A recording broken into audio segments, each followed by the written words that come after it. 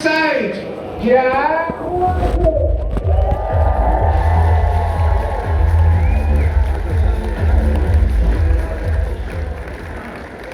Hello, young Blackpool! Half marathon runner, where are you? Ah, still here. I thought you might have fucked up at the interval. I need to find out more about you guys, so I want to talk about relationships. First up, give me a cheer if you are in a relationship. Give me a cheer if you're single. Okay, half the people impressed, half the people like, woo, give me some dick up in here. Nothing wrong with that, sir. Don't be ashamed of it. I see these unhappy couples. Okay, I was on a plane the other day, and there was this husband and wife that walked on. To be fair, I don't know whether they were married or not, but they were over the age of 60. So if you're over the age of 60, whether you're married or not, you are a husband and wife. Because there is nothing cringer than anyone over the age of 60 referring to themselves as boyfriend and girlfriend. You're not in primary school. I genuinely met a guy the other day. He had to be pushing 80, alright? And he introduced his girlfriend. This is my girlfriend. Mate, that is your next of kin. So this couple, who may or may not have been married, come onto this plane, okay? And they walk on, the husband sits down, immediately falls asleep. The wife is looking over at him, loathing him with every fibre of her being. At one point, he did that thing where it looked like he was joking in his sleep. He was like, I looked over to help. She turned around like, shh. If he goes, he goes. Whole flight, he's snoring out loud. And it gets to the bit at the end when the plane is landing. And because his seat was ever so slightly inclined, the air stewardess had to put him into the upright position for landing, or else, of course, the plane would have burst into a ball of flames. She does so, and in doing so, she accidentally wakes him up. Oh dear, he did not like this. He was like, is it really worth leaning over and waking me up for the sake of 2 inches? And his wife went, not in my experience. There was applause, high fives. The pilot had to do an announcement to the lady in row 33, you go girl, you go. Everyone was loving it, other than me. I was there just thinking, this is the last time I ever sit behind my parents on a plane.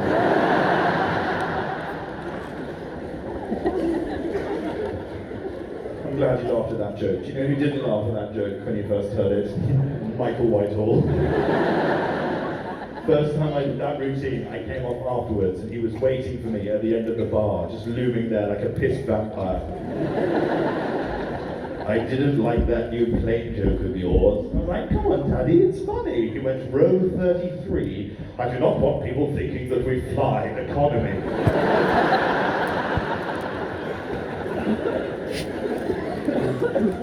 That's the thing though, I just have to accept that, I see the world through a very different lens to my dad. Like we did this show on the BBC, Who Do You Think You Are? The answer, it turns out, is an arsehole. Seriously, my ancestors are just one long line of bastards for as far as the eye can see. On one side of my dad's family, we discovered that I am related to a philandering con artist that got syphilis, gave it to his wife, and they both died in a mental asylum. And he was the good one. On the other side of the family, turned out I'm related to a prominent Welsh Tory, and we went to Wales and discovered that he had introduced blood sports to the country. He had then put down a revolt of Welsh workers that was trying to get a vote, had the William Wallace of Wales arrested and hung, drawn and quartered for treason. Yeah. My family tree literally has a guy hanging from it. And throughout all of these revelations, I was obviously quite upset. I turned to my dad, literally nothing. I was like, Daddy, you need to at least pretend to look sad. There are cameras on us. He went, I am sad. It is deeply depressing. I had no idea that we were Welsh.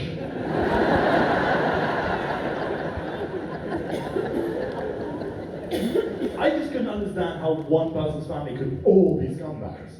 That was just my grandmother's line of the family. We didn't even look down my granddad's line, thank God. Fuck knows what they would have found down there. I had premonitions of me and my dad solemnly walking through Auschwitz. So, where would my grandfather have been? Well, his spot was just up there, yes. Old Watchtower 1 Whitehall, he was there, one of the sharpest shooters in the Third Reich, for God's sake. Now, would you like to see a list? Is it of all the Jews that he saved? No, he was also on the sex offenders register. And I get that your perception of your parents changes over time. Like when you're young, you look at your parents and you're like, these two are the most embarrassing people that I've ever seen in my entire life.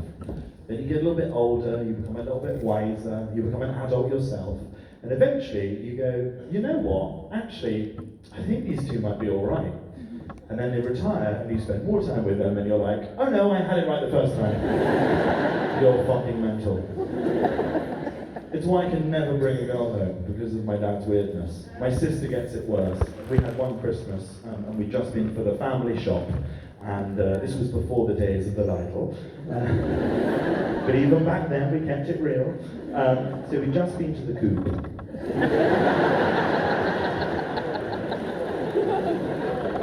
I'm learning. And that year, my sister had invited round her boyfriend at the time. Now, her boyfriend at the time, I don't want to be rude, but he was slightly well-proportioned, thicker set, jolly, morbidly jolly. Anyway, he was coming round to meet the parents for the first time. We were in the kitchen, unpacking. We heard the doorbell ring. It was like slow motion. Me and my sister dropped everything. We were like, we have to answer that door before my father. But we were too late. We arrived just in time to see my father open the door. He didn't even say hello to the boy. He just shouted through to the kitchen, Hillary, we're going to need more turkey.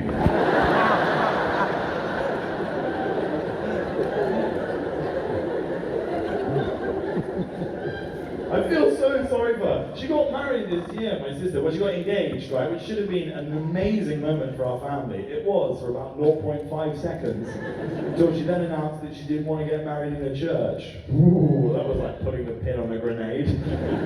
What do you mean? You don't want to get married in a church? It's absolutely outrageous. We're not going to have your wedding in a fucking barn. If I am paying for this wedding, it will happen in a house of worship. Oh, the look on his face when he finds out we've booked a mosque.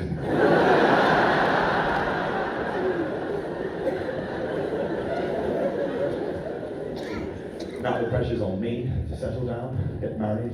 They want me to have kids. Well, you can have kids. I'm trying to put an end to this bloodline of syphilitic mass murderers. Because I had my first big breakup recently. I'd been going out with this girl for 6 years, and we broke up because we weren't compatible. You know, it's like she was an Android charger, and I was a narcissist. But it's fine. It was an amicable breakup. An amicable breakup, which everyone always talks about an amicable breakup like it's a good thing. I'm here to tell you it's not. It's better to fucking hate the person. I say that as a person. I also say that as an artiste. Right? No one has ever written a great album about a wonderful breakup where everyone behaved impeccably. I wanted her crushing my heart into the floor, throwing my clothes out of the window. I wanted the full Adele treatment. My ex-girlfriend took my mum for tea to help my mum transition through the split. Fuck you with your kindness and generosity. My mum gave her a breakup gift, a fucking hamper. Philomena got you this.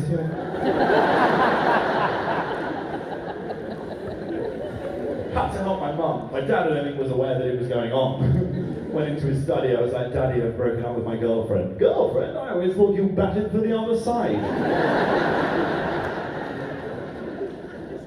Then we had this weird situation, once we'd broken up, where we were just friends, and we were living in the same flat for like 6 months. She was trying to help me acclimatise to our new life as just friends.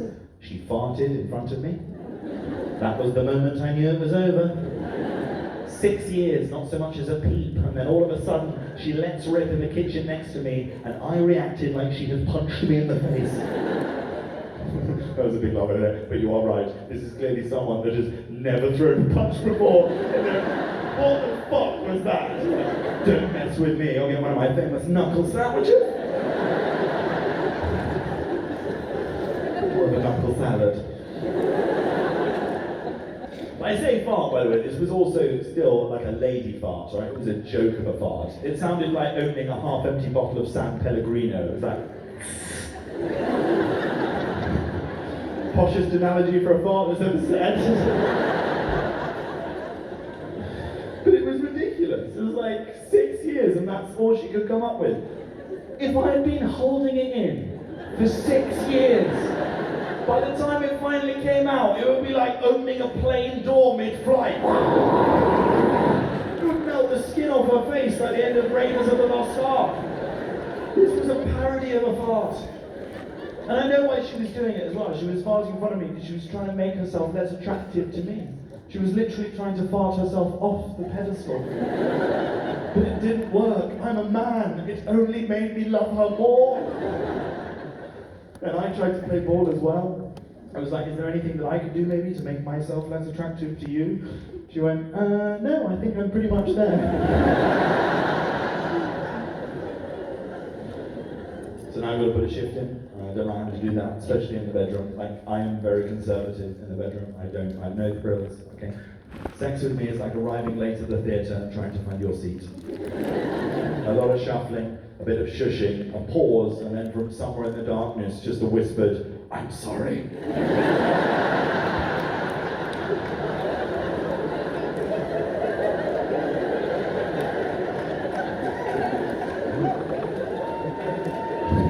I'm never that sound.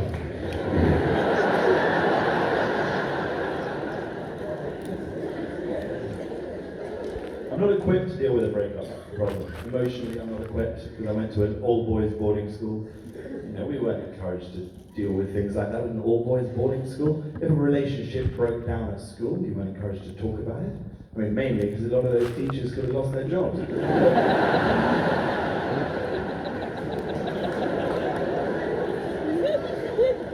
And the closest I've come to a relationship since then has been with Alexa. Ah, lovely Alexa, stores and records everything you say so that she can use it in the future, just like a real girlfriend.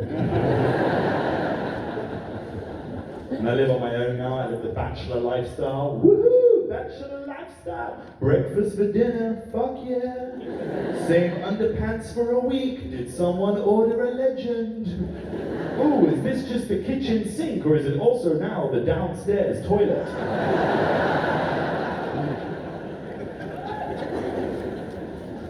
I love every night. I say that on stage and I look out into the crowd and every time I see at least maybe 4 or 5 guys laugh and then turn to their missus and be like, oh, I have no idea what he's talking about. Was that rock bottom or was rock bottom going to the kitchen and realising the only food I had left in the house was the emergency pot noodle, only to then realise she'd taken the kettle. Fear not, necessity is the mother of invention. I'm going to fill this up directly from the hot tap. Some of this new material is quite bleak.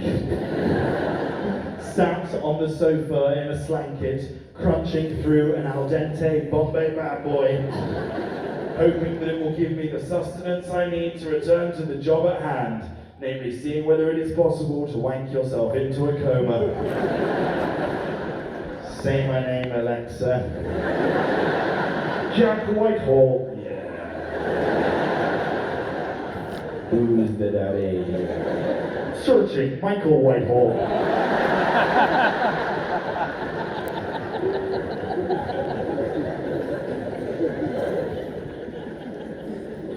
I never sent nudes, I'm proud of that. The only time I ever sent nudes happened in Cambodia. I was in Cambodia for the show and it was very hot. And I don't want to go into too much detail, but I developed a bit of a situation around the back. I got a rash on my bottom. You're laughing at it, but it was a serious situation. It looked like the flag of Japan. It was wait, we need to sort this out.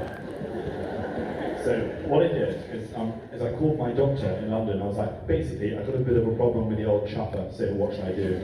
He said, please never call it chuffer ever again. You basically have 2 options. Either you could find someone locally in Cambodia, or if you would prefer, interesting use of the word prefer here, you could take a picture of the offending area, you could send it to me here in London, and I will try and diagnose it from home. Ooh, decisions. I was like, given those two horrific options, I think I would probably rather send a picture to the family doctor than just find some random guy in Cambodia. Not a random guy, obviously. I would have found a medical professional, not just walked into a street market. Put down your noodles and behold! So then I've got to take this picture, which is an awkward picture to have to take. I start off trying to do it in the mirror in my bathroom. I'm giving, oh man, I was like, this is too sexy. It needs to be a medical picture. So my second option was that I turned the camera onto selfie mode. I placed it on the floor. What would you have done? That's logically the next step. And I then nakedly tried to lower myself over the camera's gaze. Like I'm playing some hideous game of one-man naked twist cover. Just trying to drop down onto the camera so I can capture this image. For 2 minutes, I had it on video. That is not footage I ever want to see again. Eventually, I managed to take this photo. Oh my god, I look at it, my angry bumhole from a foot away. It is the most horrendous picture I have ever seen in my entire life. It looked like the Eye of Sauron. It was horrible. I need to send this off and move on with my life. I fire off this email and then I sit in a hotel and I'm getting very nervous. I'm like, oh god, what is it? What has he told me? It's something serious, maybe it's terminal. Oh my god, it could be hereditary. I've got bum syphilis. Eventually I give in, I call him and I say, look, just put me out of my misery. What's wrong with me? And he said the worst thing that you would hear in answer to that question. He said, Jack, I hope you're sitting down. I don't know how to tell you this, but I'm still waiting for the picture.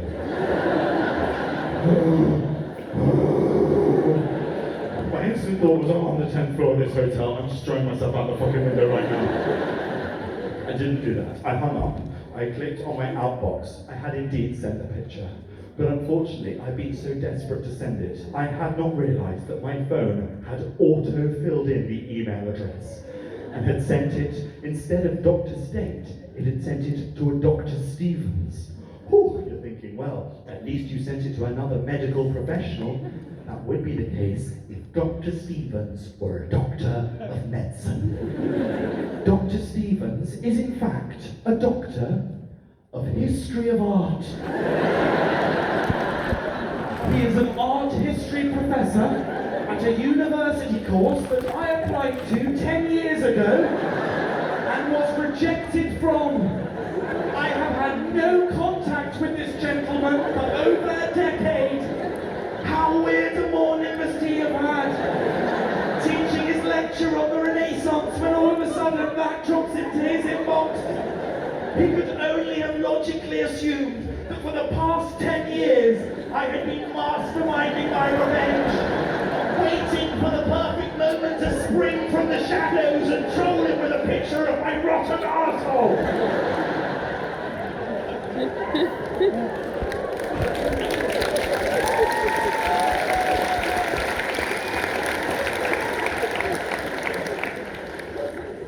This is the life of a hypochondriac though. This is every day for me.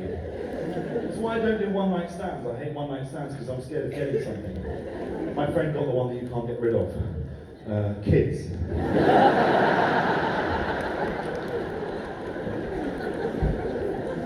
That was another great sign I saw in America. Driving along the road, the side of the road, they had a sign that said, "Drive like your children live here."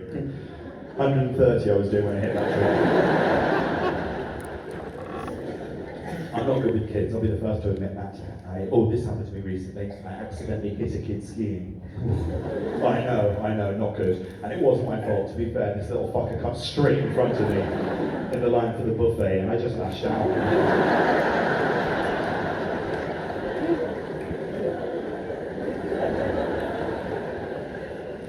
I have respect for parents, I genuinely do. Because I always think what it would be like to have raised me, because as a child I was a nightmare. I always wanted to be on stage, even from a very early age. I would audition for all these plays at school, but I'd never get them because I was a very odd-looking child and I had a speech impediment. Which is not the funny bit. Wow, a woman at the back choosing that moment to laugh. Oh, let's all laugh at the boy with the speech impediment. Ha ha fucking ha. This was meant to be the emotional bit of the show, not the funny bit. Also, the most worrying thing is that it appears that the speech impediment has come back. You've triggered me, bitch. Just one person laughing, you cruel she-wolf. Anyway, look, the point was, I had a speech impediment that what's great is that it's gone away. And now I talk normally. So I had a speech impediment, now I talk normally. Okay. I had a vision of these plays. I wouldn't get them. Then what would happen is my parents would complain to the school, right? And then the drama teacher would be forced to make up parts in plays just to shut me up. Have you got any idea how humiliating that is? Your parents are sat there in the audience, plastering on a brave face. You're up there on stage, doing it your all, but deep down, everyone knew there was no emu in the nativity. Anyone else have one of those nativities where they just let any fucker in? I'm stood up there next to a lobster and Sonic the Hedgehog. I'm like, what the fuck is this? Looks like the crowd at the dance. It's ridiculous. And my mum would try and put a brave face on it. She'd be like, Jack, you never know. There may have been an emu in the nativity. I was like, Mummy, let's look at the facts here. The nativity happened in Bethlehem. That's in the Middle East. Emus are native to Australia. And unfortunately are one of the only birds that can't fucking fly. Yes, I knew emus were native to Australia. Yes, I knew emus couldn't fly. I knew everything there was to know about emus. Why, Frank? Because I'm a proper actor. I have researched my role. Thank you. One person applauding. I really hammers home quite how sad it was. I so desperately tried to build up that part as well. The arguments that I used to have with that drama teacher about her stupid play that was basically all one big circle jerk to Patrick Windler. He'd been cast as the donkey. Oh, isn't the donkey amazing? It took Mary and Joseph from Nazareth to Bethlehem. Yeah, it took them from Nazareth to Bethlehem. That's a 90-mile journey. Do you know how long it took the donkey? 4 days. 4 fucking days. They would have been quicker by Northern Rail. That is a joke. No wonder there was no room at the inn by the time they arrived. But what do you expect if you pick a dumb animal with an average land speed of 9 miles per hour? Especially when in that same nativity, you have the second fastest bird on the planet. Capable of an average land speed of 31 miles per hour. What's that, Blackpool? How long would the journey have taken by an emu? 2 hours and 54 minutes! Damn straight! If they'd gone by an emu, Mary would be giving birth in a penthouse suite right now, but not in some shitty bar next to a cow, a sheep, and fucking SpongeBob SquarePants.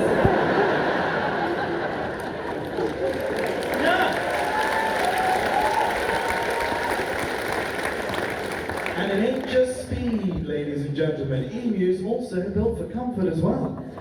Famously double-feathered. Yeah, like a pillow on stilts. Meanwhile, have you seen the state of a donkey's back recently? 90 miles over rustic terrain, straddling that. All I'm saying is that if you still want Mary to look like a virgin when she arrives, come aboard. Some parents don't help their kids. I met a woman the other day whose child's name was Isis. I know. She was like, it's Greek for goddess of nature. Yeah, it's rest of the world for shooty shooty bomb bomb.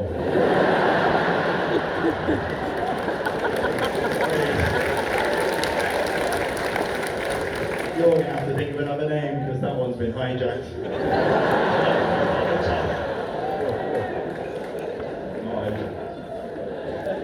This also, by the way, was not information that you shared with the group. This was information that you just casually dropped into conversation like it was a normal thing. I've never met this woman before in my life. Can you imagine how concerned I was? We're all sat there in the pub. All of a sudden, she pipes up. Well, I think I need to go home. Need to be up early tomorrow morning to help Isis with a project. I beg your fucking pardon? Yes, typical ISIS announces it at 5 o'clock, and it's me that's got to go to the shop and buy all the bloody materials. Then I've got to pack the backpack, drive to the bus stop, and I've got to take it into the school myself. Take this bitch down, take her down. Eventually I realised she's talking about her child. I was like, you can't call your child ISIS. She's like, oh, I called her ISIS before the terrorist organisation. I was like, I should fucking hope so. But unfortunately, there are certain names that get taken out of circulation. That's why you don't swipe right with many adults on Tinder. To be fair to Hitler, which is not a great sentence to start a routine with, but it wasn't just the name of Hitler. This is the perfect example I always think of appropriation. The swastika. I don't know whether you've ever met the person that says this to you. They come up and they go, the swastika is actually a Buddhist symbol. Not anymore.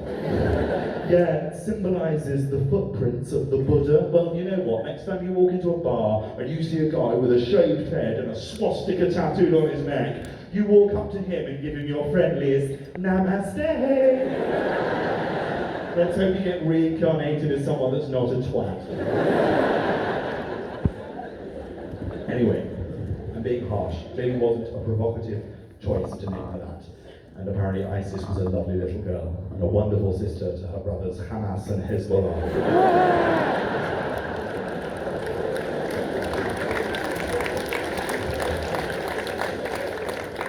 And you've got to call people what they want to be called in 2019. That's very important now. Got to use the right pronoun now if you're talking to someone that is gender neutral. Fuck, it just got tense in here. Wow, I mean that really is a state of affairs in 2019. 2 minutes ago, you were laughing about blowing up a school. I just said the word pronoun on stage, and you were all looking at me like I've just walked out in an Oyster Inn t-shirt.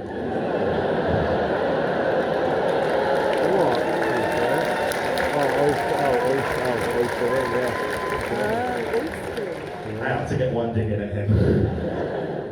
Anyway, the point is, you've got to be careful now. I was shopping the other day. I was at Hugo Boss, not Hugo Boss, no, fuck, I know, I wasn't. I was shopping in the Primark.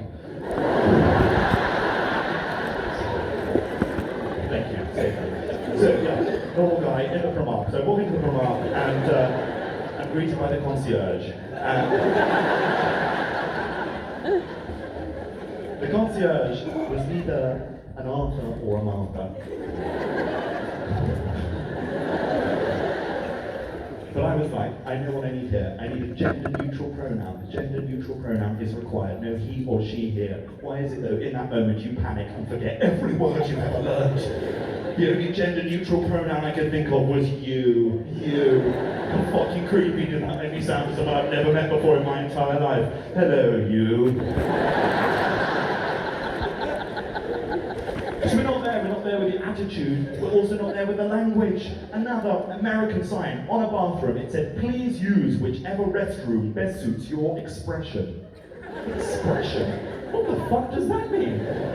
I went into the ladies with this expression.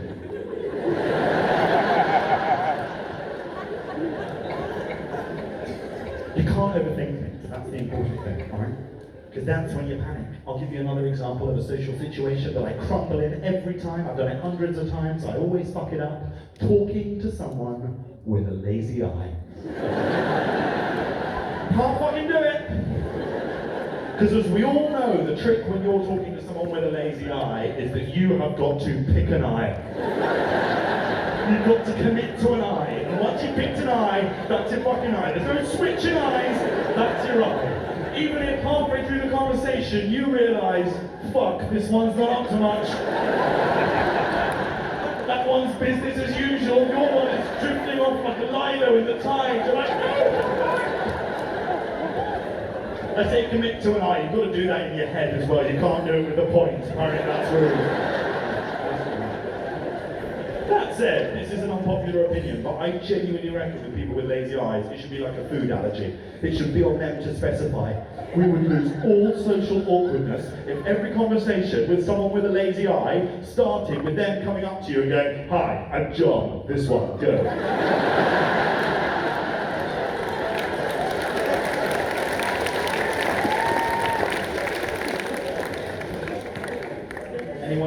piss in a urinal next to someone with a lazy eye? That's a tricky piss. I'm not a big urinal guy, okay? I'm a cubicle guy, alright? Yeah, we're sharing. And in fact, we're friends here. I'm going to go one further. I'm going to admit, I'm a sit-down pisser. Any other sit-down? Yeah, we've got another sit-down fellow member of the small penis community at the back. Nothing wrong with that. So you appreciate the finer things in life as you get a little bit older. Sit-down pissing is like red wine. You hit 30, you're like, where the fuck have you been? But sometimes, for us sit-down pissers, the problem is, you cannot use a cubicle because the cubicles are full. So we are forced to use a urinal. I had a situation that happened to me. I was in the lovely Burnley. I was watching a football match at Turf Moor. What makes this story even better is this happened in corporate hospitality. I'm in the toilet, 6 stalls. This big, drunken Burnley fan comes into the stalls. There's 6 stalls available. He picks the one right next to me. I was like, oh dear, let the games begin. He stumbles up to the urinal. I'm sat there. Not sat. I'm a sit-down pisser. I'm not that committed to the cause. Drunken guy walks in, picks a stall next to me, okay? And he was one of those pissers, right, that pissed with one hand against the wall, as if to say, my flow is so powerful, I have to brace myself against the very foundations of this building. Lest this thing go off like an untethered fire hose. He then proceeded to have the loudest piss I've ever heard in my entire fucking life. Not only was it loud, gents, you all know what I mean when I say it was a steamer. There was steam coming off this thing. It was like he was firing a jet of hot buffering against the wall. And he was grunting and he was growling and then he farted. He farted out loud. If I fart out loud, I'm so ashamed. I will write a letter of apology to everyone in earshot. This guy couldn't have given less of a shit. In fact, he followed up his fart with the most normal thing I've ever heard in my entire life. He jumped and he went, oh, get out and walk, you bastard.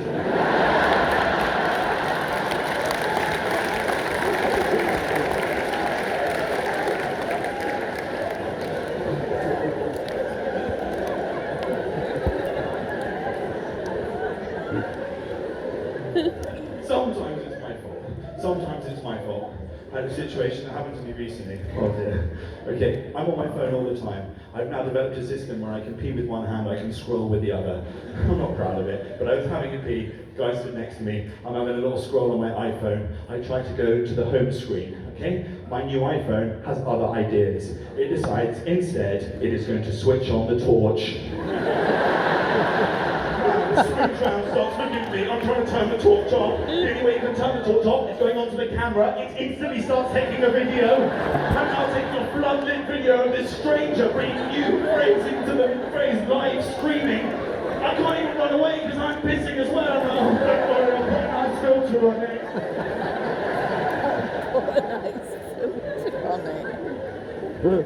It's because technology and me, we don't get on, okay? The other one that I do all the time, okay, is when I don't realise that my AirPods aren't synced up to my mobile telephone device and my music is playing to fucking everyone. The worst one happened to me recently. I'm in the gym. Now, I don't actually go to the gym very often, I know, shock horror. But when I do go to the gym, I keep myself to myself. I go in there, I put my hoodie on, stick in my AirPods, I get on an exercise bike, and I put on something mellow. We're talking classical music, we're talking a film score, maybe even an audiobook, and I have a little poodle in the corner like I want to call the fucking midwife. Only on this occasion in the gym, everyone was looking over at me. My instant thought, for some reason, was, wow, Quadzilla must be burning some serious rubber in the corner if everyone in the gym is looking at him. I then had an awful moment where it dawned upon me that the real reason that everyone was looking at me is that I was in the corner of the gym with my hoodie on my exercise bike, playing to the entire gym the theme tune from E.T.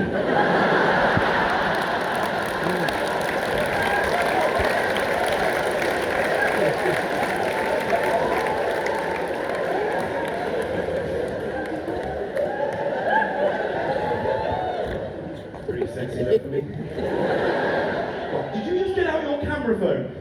This is the moment you choose to take a photograph of me. You're like, now he looks good, now I'm going to take the picture. I'm too awkward, that's my problem. Normally it's the language barrier, that's the one that always gets me. I was in Germany this year, we went to Berlin. It's quite sad, we were there to say goodbye to a friend of mine who we lost in June? It was a summer wedding, I can't remember.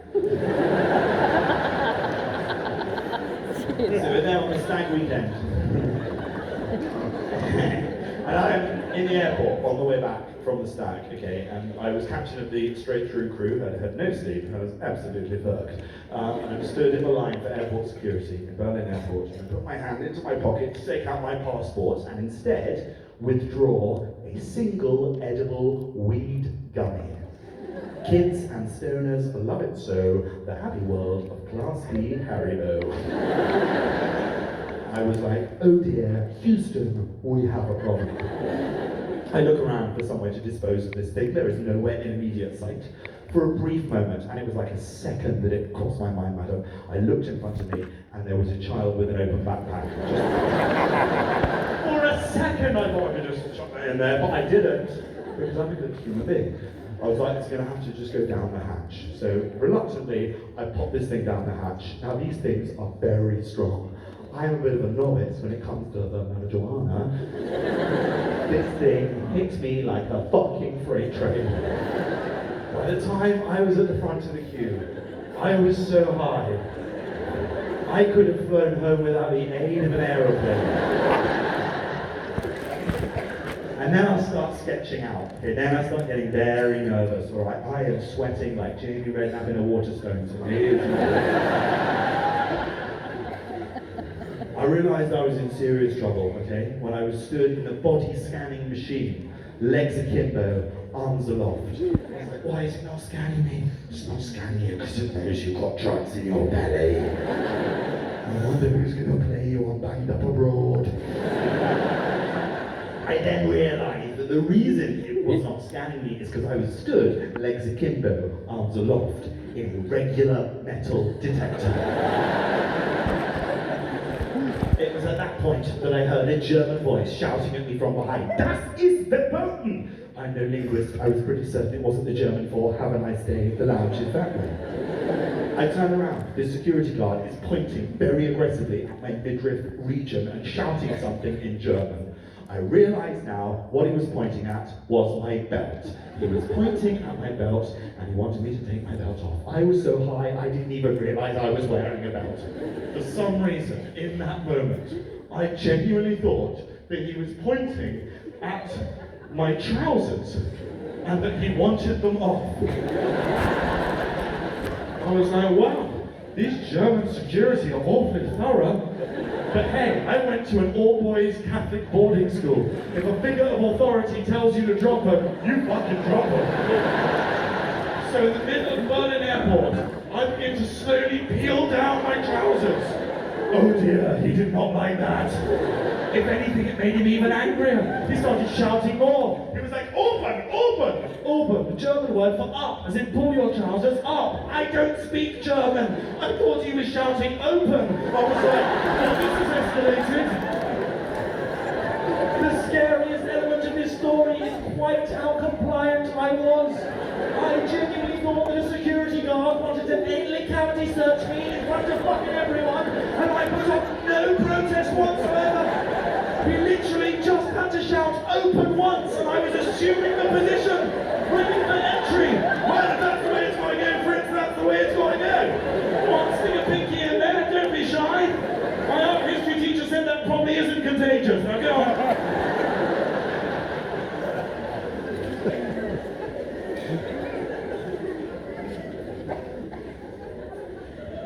This is the problem. These things happen when you're driving around all the time. The worst situation, and I want to leave you with this story, okay, because I've talked a bit about my father, and we travel the world, obviously, with our show, and it has genuinely brought us together in ways that I never thought were possible. And it's often the most traumatic experiences that you go through that bring you the closest together. And I want to share one of these with you before I leave. I didn't get any of that, sorry. Slightly dizzy after that last routine. But anyway, The sketchiest situation that we ever had is when we went to Chernobyl in the Ukraine. Has anyone ever been to Chernobyl, by the way? Oh, just that lady at the back, holding up her third hand.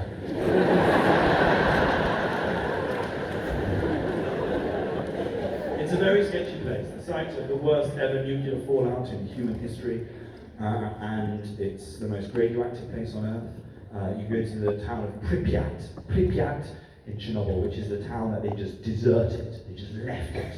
So now it is this eerie, crumbling wasteland, suspended in the year 1986, like Fleetwood.